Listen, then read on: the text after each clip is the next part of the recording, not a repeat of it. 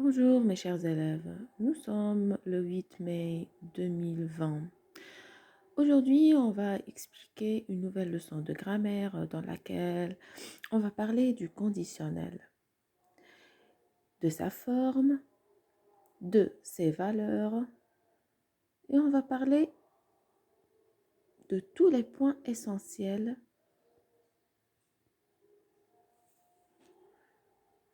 de ce mode. Bon, le conditionnel est un mode utilisé pour exprimer un souhait, une hypothèse ou, comme son nom l'indique, un fait ou une action soumise à une condition. Par exemple, lorsque je dis si j'avais su, j'aurais voté pour lui. Je serais heureux si tu venu plus souvent. Vous voyez? Si, j'ai mis ici une condition. Alors, on parle un petit peu des formes du conditionnel. Il existe une forme simple et une forme composée. D'accord? Bon, dans la forme simple, nous avons le présent, bien le conditionnel présent. D'accord? Comme vous voyez ici, je vous ai mis, il existe une forme simple du conditionnel et une forme composée. Par exemple, j'aimerais, conditionnel simple. D'accord? Vous voyez? Conditionnel simple, c'est le présent du conditionnel. J'aurais aimé, conditionnel composé, c'est le conditionnel passé. D'accord. Comment on forme le conditionnel? On forme le conditionnel simple à partir du radical du futur. Le radical du futur. C'est-à-dire quoi? Je conjugue mon verbe au futur. D'accord? Vous voyez? Alors, et je remplace les terminaisons du futur par quoi? Par les terminaisons de l'imparfait. D'accord? Quelles sont les terminaisons de l'imparfait? Vous les connaissez. Le AIS, AIS, AIT, IONS, IEZ, AIENT. D'accord? Regardez cet exemple. Je voudrais, c'est le futur. C'est le verbe vouloir au futur, n'est-ce pas? D'accord. Qu'est-ce que je fais? J'élimine le AI et je remplace ce AI par quoi? Par AIS. Et ça devient conditionnel simple, ou bien c'est le conditionnel présent. D'accord? Alors, c'est simple, normalement c'est très facile. Et nous avons déjà fait comment on conjugue au futur simple la fois passée. Alors,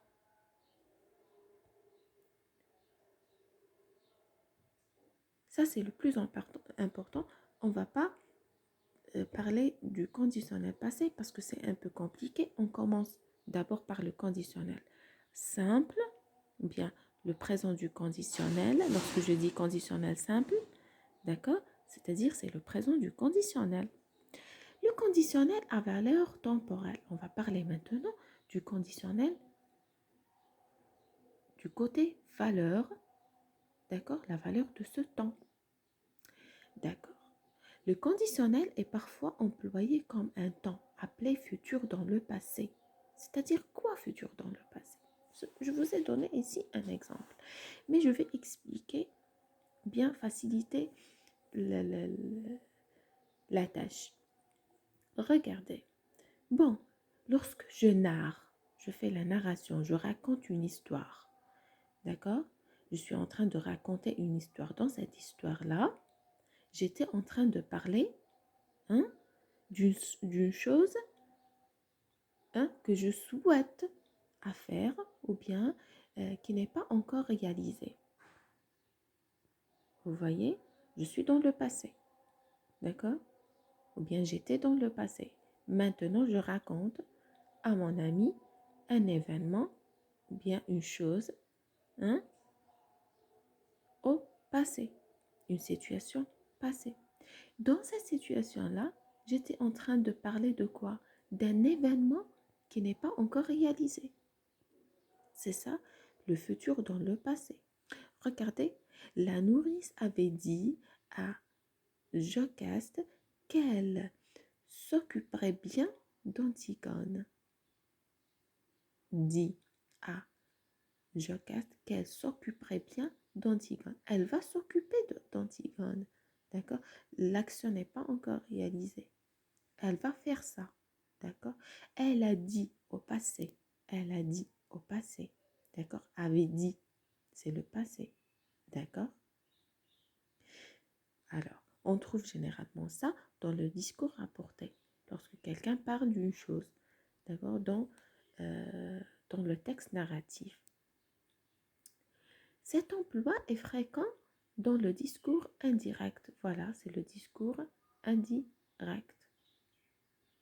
L'action de s'occuper d'Antigone se situait dans le futur par rapport au moment où la nourrice a dit à Jocaste qu'elle le ferait. Ça, c'est l'explication de quoi? De cette, bien de cet exemple, pardon.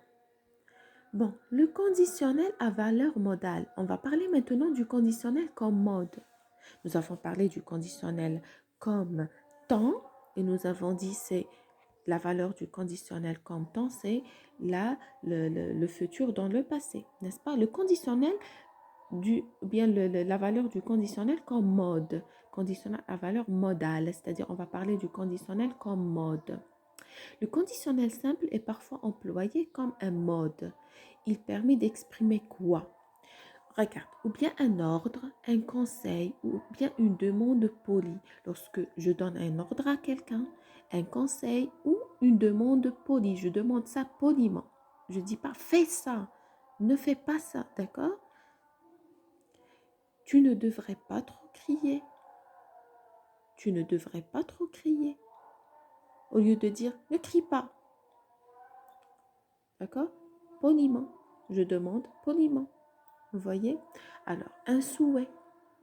Je souhaite quelque chose. Antigone aimerait enterrer son frère. Elle souhaite faire ça. D'accord? Bon.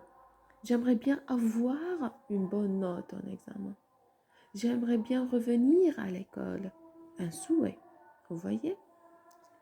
Une possibilité ou une hypothèse. Possibilité ou une hypothèse. L'hypothèse, c'est...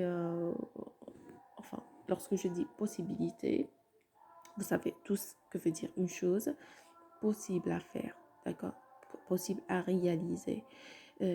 Hypothèse, supposition, c'est la supposition, l'hypothèse, d'accord? Je suppose quelque chose. Alors, elle pourrait se faire surprendre. Elle pourrait, pouvoir, d'accord? Possibilité. Je peux faire quelque chose. Elle pourrait se faire surprendre.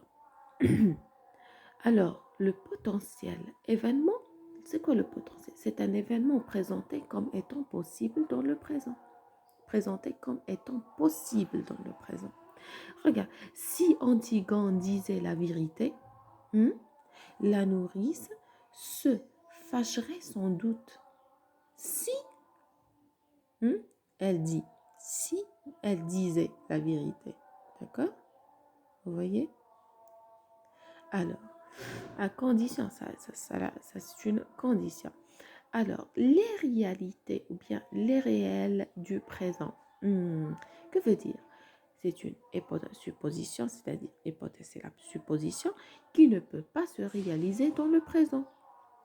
Ah, d'accord, est réelle dans le présent. Elle ne va pas se réaliser dans le présent.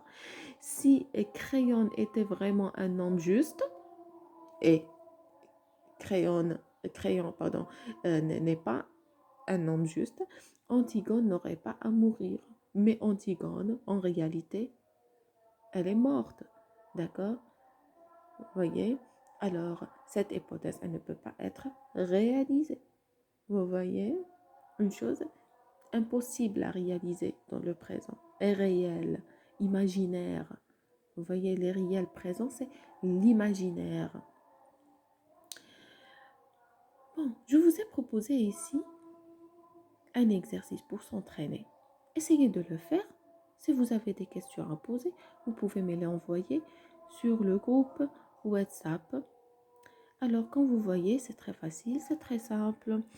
Je vous souhaite une agréable journée. Prenez soin de vous, mes chers élèves. À la prochaine. Au revoir.